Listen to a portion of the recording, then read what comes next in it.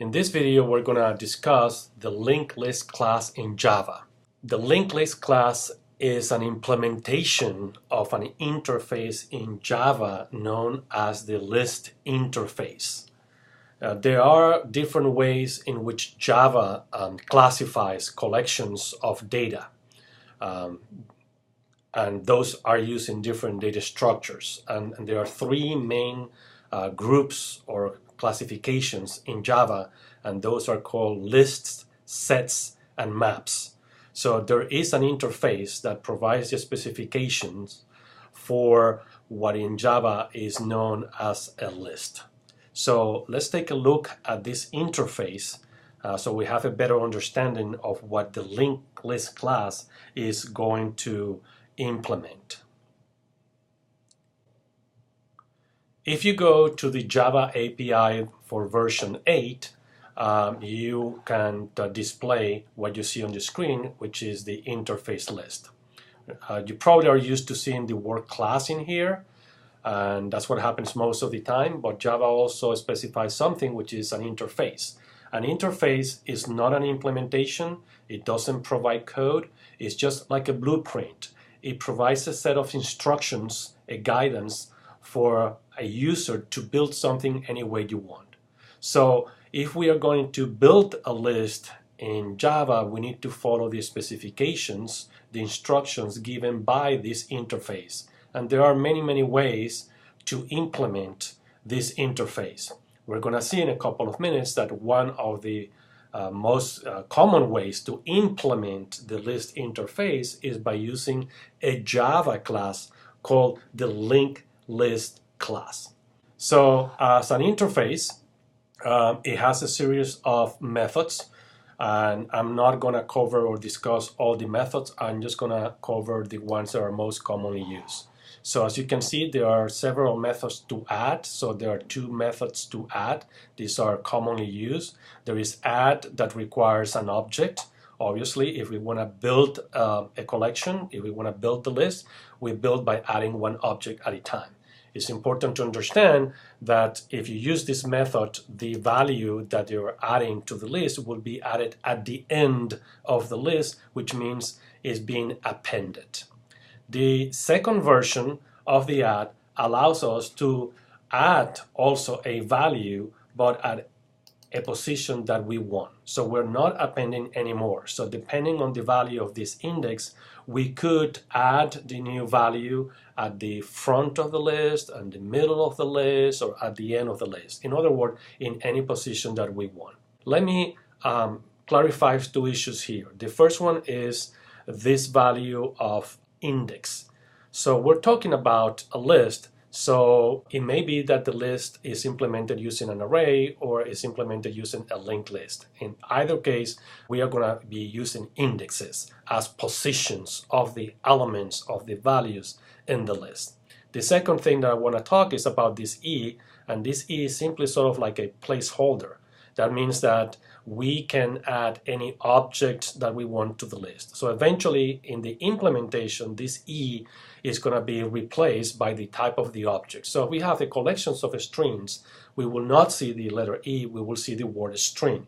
If we have a collections of random numbers, then we will see the word random, so on and so forth.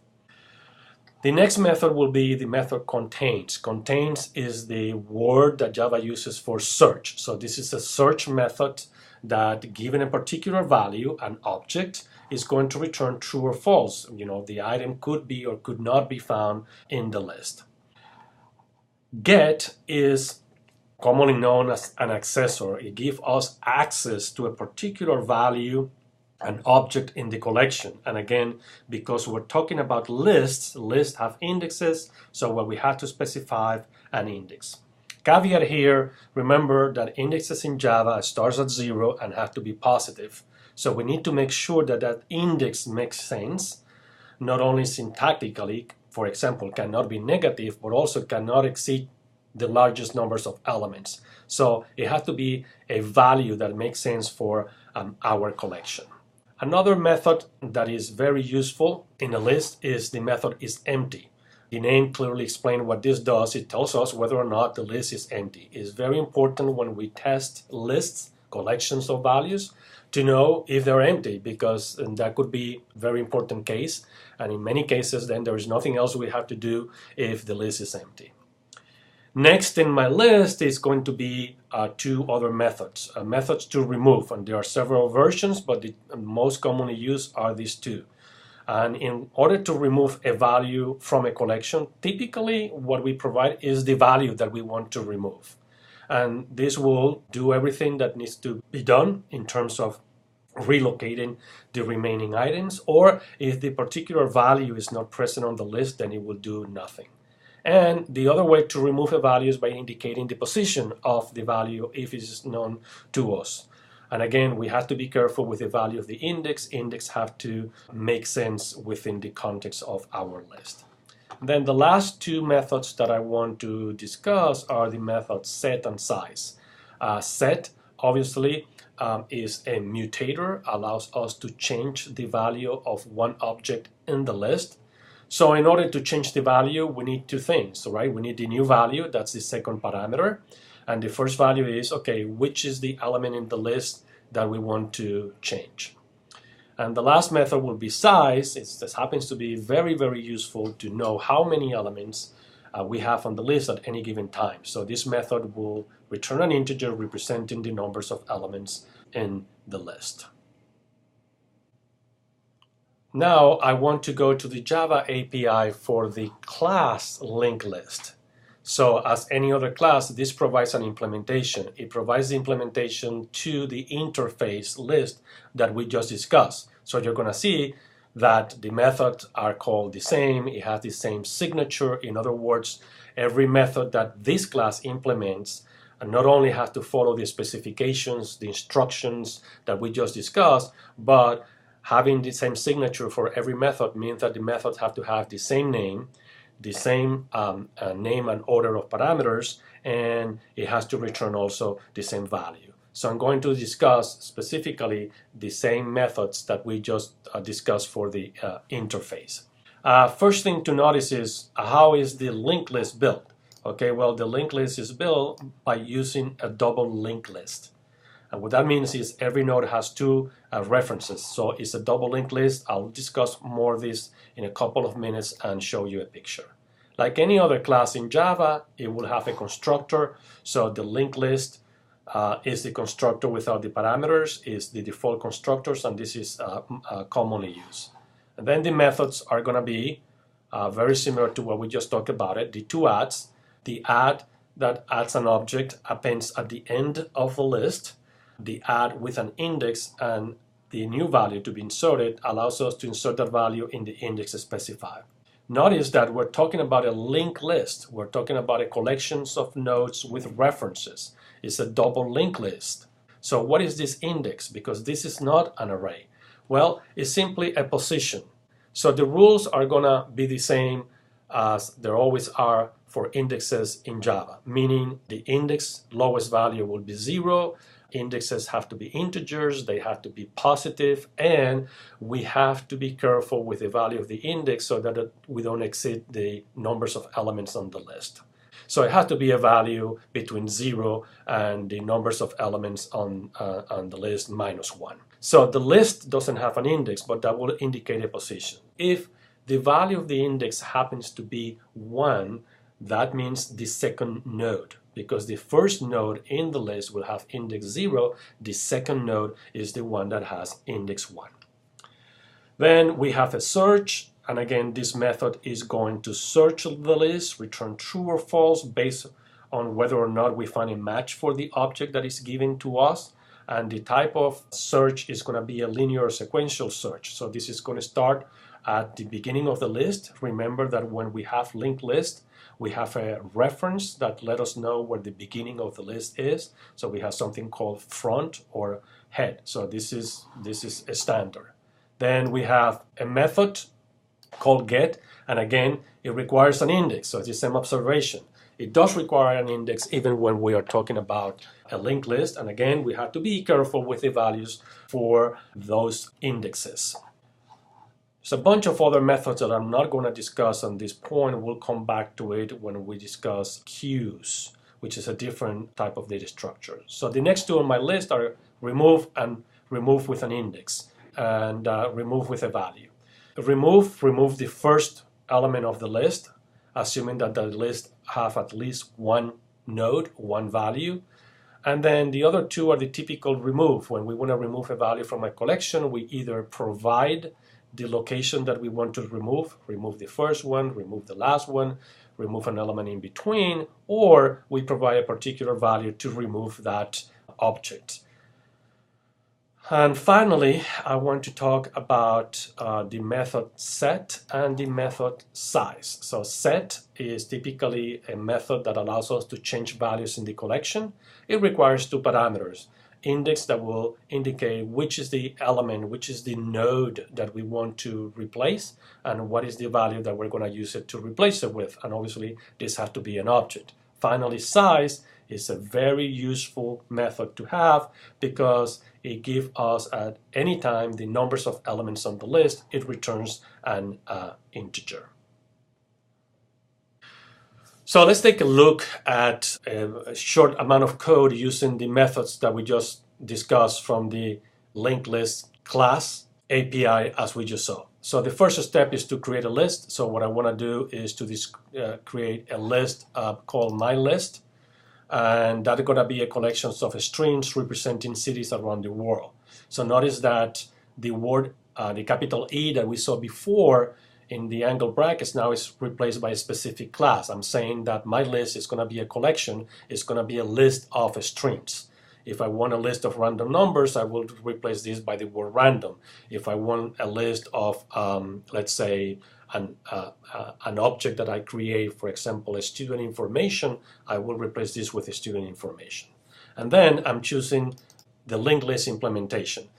In other words, I'm going to create a list of strings representing cities, and that list is going to use the linked list implementation. There are other implementations for the list. There is something called the LinkedListClass. There is a different video for the LinkedListClass.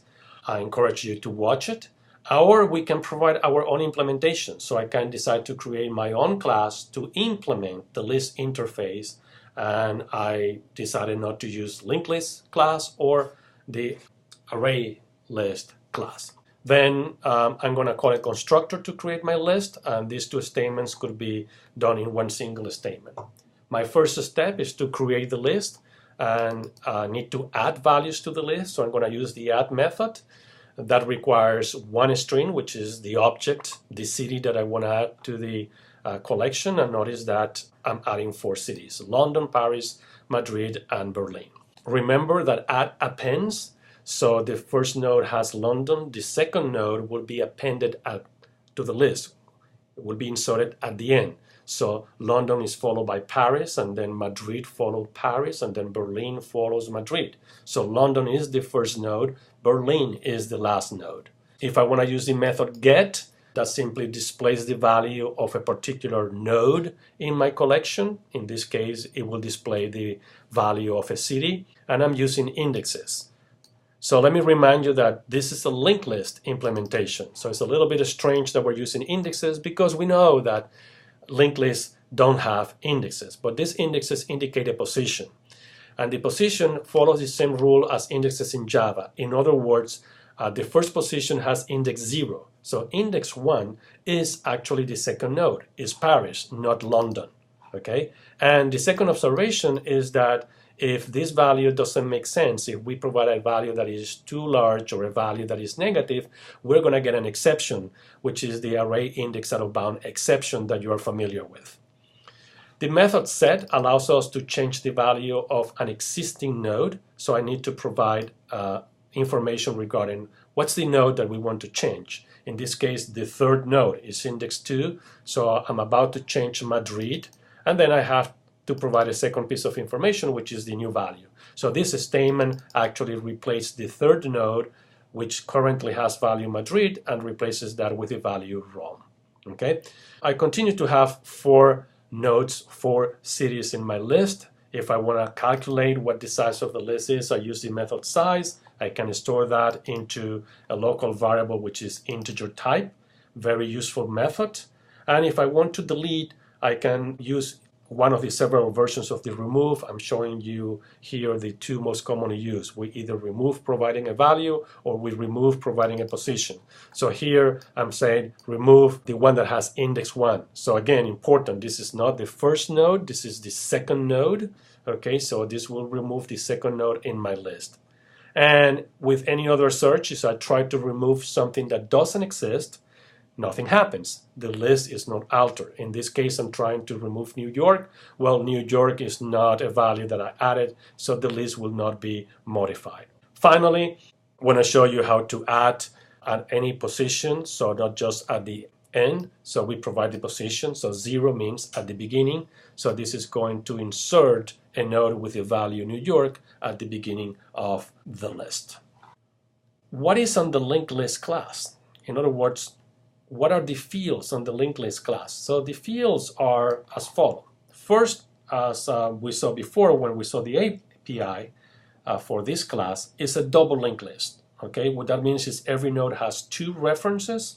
Most of the time we're used to what is called a single linked list or just a linked list, and that means every node has only one reference called next. A double linked list has 2 references, next and previous. Next is a reference to the node that follows. Previous is a reference to the node that precedes the current node. In addition to that, we have 2 external references. We have a reference that let us know where the first node or the beginning of the list is. This is typically known as front. You may see other implementations that use the word head, but the bottom line is this is a reference to the first node. And that's typically what happens in any linked list. But because we have a double linked list, we have a second reference, a reference that let us know where the last node is. So it's very important that this is a double linked list. So if we are sitting at a particular node, we can move down the list, okay, to the right, or up the list to the left, because we have next and previous references. And it's very easy to determine where the beginning of the list is and where the end of the list is, because we have front and tail. And finally, also very, very useful and very important, there is a field which is an integer, and that integer contains the numbers of elements in the list at any given time. This is, as you're about to see, very important to improve the efficiency of the operations on the linked list.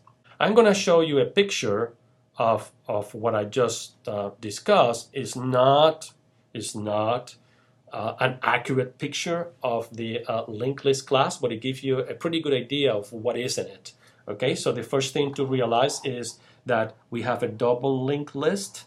Okay, every node has 2 references. One is called next, as we are used to, probably, and one is previous. And then the first node, because this is the first node, it has a reference that points to the second node, and previous is set to null.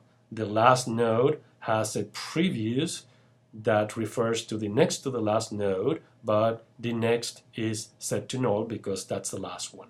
Okay, so a double linked list with next and previous references for every node. Then we have 2 external references, which are these 2 arrows. So typically we need to know where the front of the list is, but now we have a second references, which is called the tail or the back, that let us know where the last node is. And finally, we have a counter that let us know the numbers of elements. So that's an integer field that keeps track of the numbers of elements. So when we do a remove or when we do an add, when we're modifying the list, we're adding a node, we're removing a node, that field, numbers of elements, gets updated automatically. Very important to know that. So keep this picture in mind every time that you see a list being built with a linked list class. Remember this picture because it's very important. So let's do some analysis of the running times of the different methods, and let's keep that picture there for a while. Size, okay? Normally, we would think that in order to know the size of a linked list, we have to traverse the list going one node at a time, counting one by one. Well, that is not needed because we have a field that gives us the numbers of elements at any given time. Therefore, this is constant. O1 means that it's totally independent of the size of the list. The list could have 100 elements or 10,000 elements or 250,000 elements, and the method size is the calculation, which is the numbers of elements on the list, will be totally independent of the size of the data. So is O1, very important. Then we see the get and the set, the accessors and the mutators method, all right? And we see that the running time now is directly proportional to the size of the collection that we have. On means that the amount of time that it takes to perform this operation is directly proportional to n, which is the numbers of elements that we have in the list at this point. So the larger the list is, the longer it's going to take, on average, to execute these two methods, the get and the set. And why is that? Well, because we're talking about indexes, okay? We are trying to find a particular node on the list.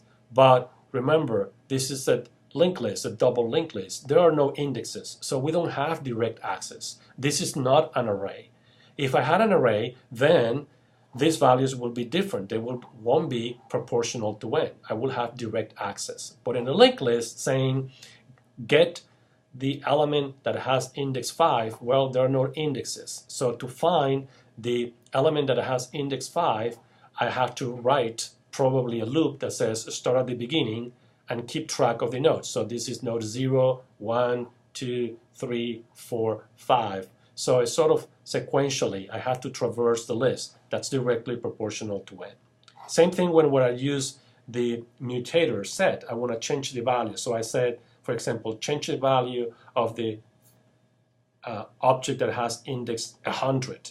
Well, then I have to start the only place that I know where to start, which is the front of my list. And one by one, traverse the entire list, one node at a time, and keep track of a counter that tells me, oh, this is the first node, this is the second node, this is the third node, so on and so forth, until I find the 100th node.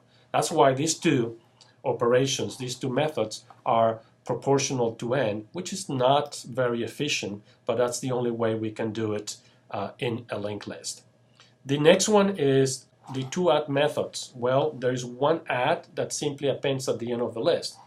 That's the best we can do, okay? It's constant time, meaning it doesn't depend on the size of the data. It's independent of the numbers of elements. And why is that? Well, because we have a reference to the very last node.